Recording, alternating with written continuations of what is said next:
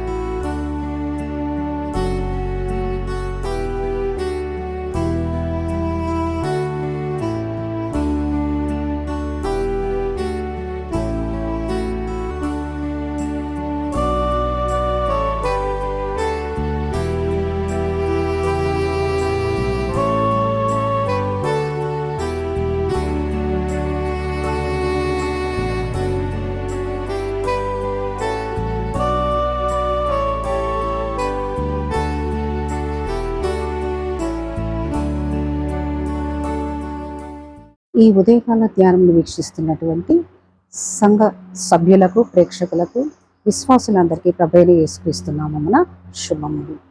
చిన్న ప్రార్థన చేసుకుందాం. కృపామయ దయగల తండ్రి, ఈ ఉదయకాల ధ్యానంను ధ్యానించుటకు ఇచ్చినటువంటి శ్రేష్టమైన సమయాన్ని బట్టి మీకు స్తోత్రములు. మీ వాక్యాన్ని ధ్యానించుండగా మీ వాక్యంలోని సత్యాలను, మర్మాలను బయలుపరచమని వేడుకొంచున్నాం. మీ వాక్యం ద్వారా మమ్మల్ని బలపరచమని వేడుకొంచున్నాం తండ్రి. మమ్మల్ని మీ రెక్కల చాటును భద్రపరచమని మా ప్రభువైన యేసుక్రీస్తు పేట వేడుకొంచున్నాం తండ్రి. ఆమేన్. 61వ దావీదు కీర్తన 1 నుంచి 4 వచనాలు చదువుకున్నాం. దేవా, నా మొర ఆలకింపుము, నా ప్రార్థనకు చెవియొగ్గుము. నా ప్రాణం తల్లడిల్లగా భూదిగంతముల నుండి నీకు మొరపెట్టుచున్నాను. నేను ఎక్కలేనంత ఎత్తైన కొండపైకి నన్ను ఎక్కించుము. నీవు నాకు ఆశ్రయంగా నుంటివి, శత్రువుల ఎదుట బలమైన కోటగా నుంటివి. యుగ యుగములు నేను నీ గుడారంలో నివసించేదను, నీ రెక్కల చాటున దాగుకొందును. చదవబడినటువంటి ఈ వాక్య భాగంలో 3 ప్రార్థనలు రాయబడి ఉన్నాయి. ఈ ఈ ప్రార్థనలను, ఈ 3 ప్రార్థనలకు దేవుడు దావీదుకు సమాధానం, జవాబు అనుగ్రహించారు. దావీదు గొప్ప ప్రార్థనాపరుడు. దావీదు ప్రార్థించకుండా ఏ పని ప్రారంభించేవాడు కాదు. దావీదు యొక్క ప్రార్థనా జీవితంలో ఎన్నో విజయాలు ఉన్నాయి. ఈ 61వ కీర్తన 1 వచనంలో, దేవా, నా మొర ఆలకింపుము, నా ప్రార్థనకు చెవియొగ్గుము అని ప్రార్థించాడు. దేవుడు మన ప్రార్థన, మొరలను కూడా ఆలకించేటటువంటి గొప్ప దేవుడు. 2వ ప్రార్థన, నా ప్రాణము తల్లడిల్లగా భూదిగంతముల నుండి నీకు మొరపెట్టుచున్నాను. నేను ఎక్కలేనంత ఎత్తైన కొండపైకి నన్ను ఎక్కించును. దావీదు ఎక్కలేనంత ఎత్తైన కొండపైకి ఎక్కించమని సృష్టికర్తను అడిగాడు, ప్రార్థించాడు. మనుషుల్ని ఆశ్రయించలేదు, దేవుణ్ణి ఆశ్రయించాడు, ప్రార్థించాడు. మన జీవితాల్లో కూడా ఎన్నో కష్టాలు, ఇబ్బందులు, శ్రమలు, సమస్యలు ఎదుర్కొంటూనే ఉంటాం. కానీ దేవుణ్ణి విశ్వసించినటువంటి విశ్వాసికి ప్రార్థన ఎంతో అవసరం. 3వ ప్రార్థన 61వ కీర్తనలో 4వ వచనంలోని, యుగ యుగములు నేను నీ గుడారంలో నివసించదను, నీ రెక్కల చాటున దాగుకొందును. దావీదు భక్తుడు ప్రార్థించిన 3వ అభ్యర్థన. ఈ ప్రార్థన గురించి మనం క్లుప్తంగా కొన్ని వాక్య సత్యాలను పరిశుద్ధ గ్రంథంలో నుండి ధ్యానించుకుందాం. నీ రెక్కల చాటును దాగుకొందును. దావీదు ఈ లోకంలో ఉండే భోగభాగ్యాలని ఆశించలేదు, అడగలేదు. అంతకంటే శ్రేష్టమైన, శ్రేయస్కరమైనటువంటి దేవుని రెక్కల నీడను కోరుకున్నాడు. యుగ యుగములు నీ గుడారంలో నివసించేదను అన్నాడు దావీదు. రాజు, దేవుని రెక్కలే దావీదుకు గుడారం. ఇహలోక నివాసములు, మేడలు, భవంతులు, ఇవన్నీ తుఫాను తాకిడికి కానీ, భూకంపాలకి, సునామీలకి కూలిపోవచ్చేమో, కానీ దేవుని రెక్కల నీడ శాశ్వతమైనది. అందుకే మహోన్నతుని చాటున నివసించేవాడే సర్వశక్తి నీడను విశ్రమించువాడు అని 91వ కీర్తన 1వ వచనంలో మోషే ప్రార్థించాడు.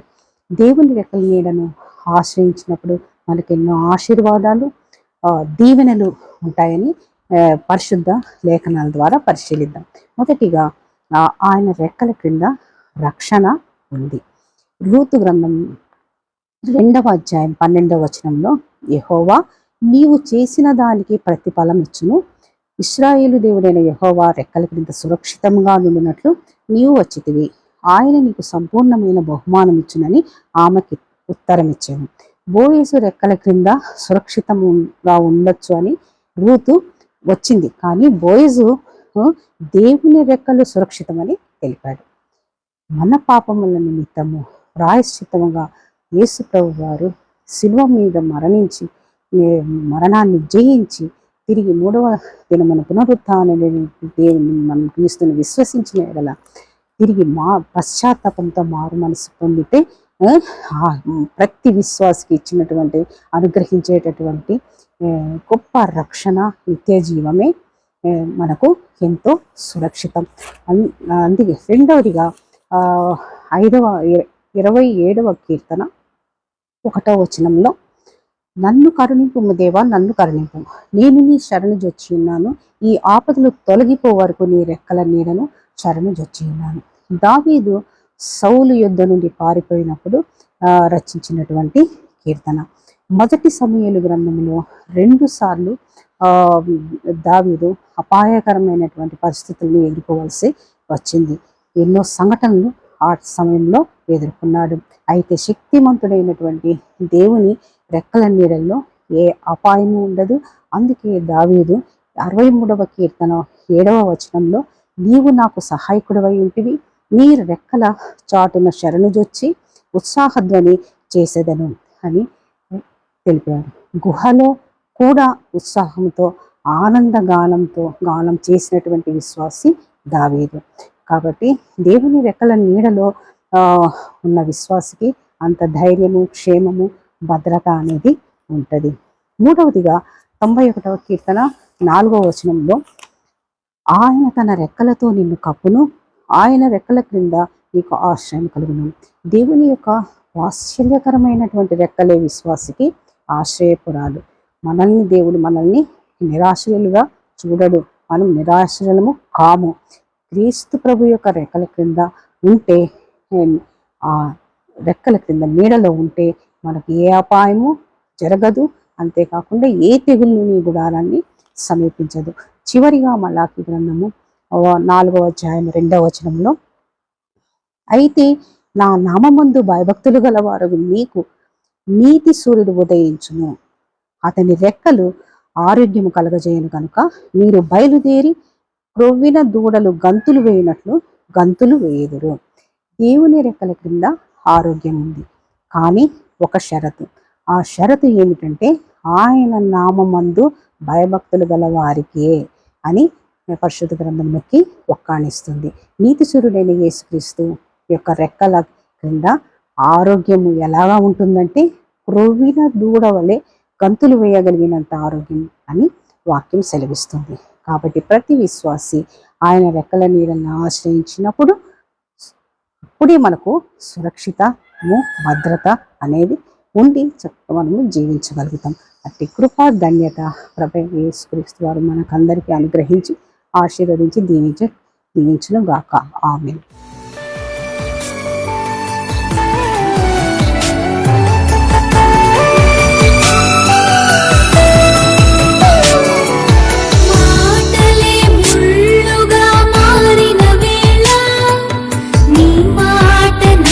పలకరించెదయా నిందలతో నేను నిండిన వేళ నీ దక్షిణ హస్తమునను తాకిదయా.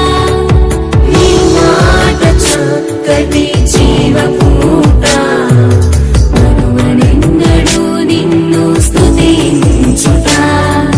నీ మాట చక్కటి జీవపూట, నిన్ను స్తుతించుట. వందనం యేసయ్యా, గనుడవు నీవయ్యా. వందనం యేసయ్యా.